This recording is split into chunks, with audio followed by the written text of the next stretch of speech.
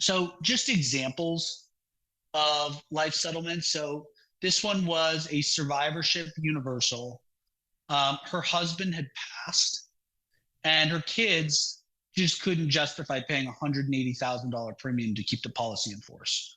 She had $72,000 in surrender value, and they were looking to surrender. Luckily, they reached out to us, and we did underwriting on them, got her a 48-month life expectancy, and we got them $815,000 when they were about to get $72,000 in cash surrender value.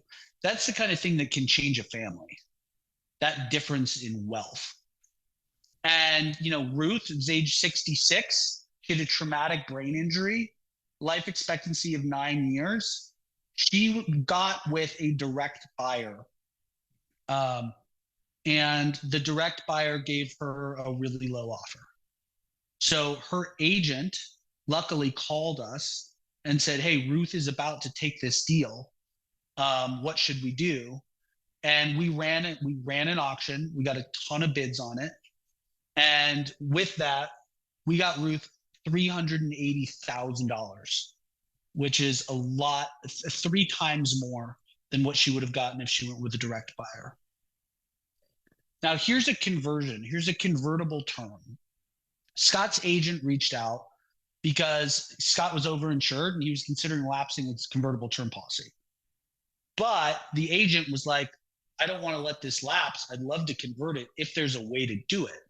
So we listed his policy on the exchange, and he got a bunch of money back.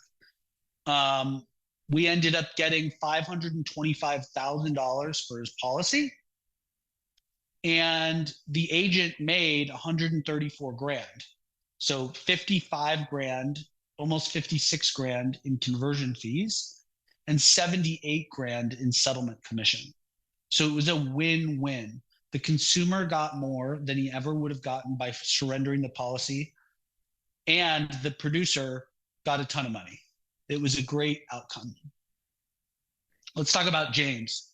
So James is age 70. He had stage 4 prostate cancer.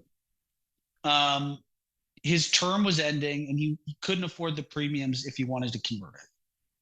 So what we did is we put it on the auction. The insured got $321,000. The producer made $62,000, $32,000 in conversion, and $30,000 in settlement compensation. Now, just to note, conversions are tricky with settlements. You really need the insured to have some ailments, or you need the policy to be really big, because a lot of the conversion pricing is already priced in with higher COI curves. So you need that discrepancy with the insured's health to make it work. Now, another thing to point out is life settlements aren't always the right option. We're not one of those firms that tell you to always do a life settlement. A lot of times we tell clients not to. And I think that's important just for transparency.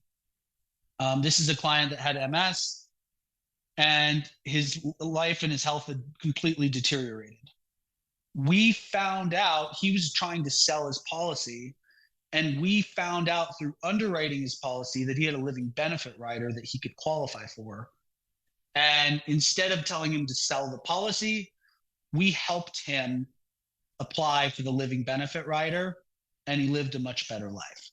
So it's not always the right choice.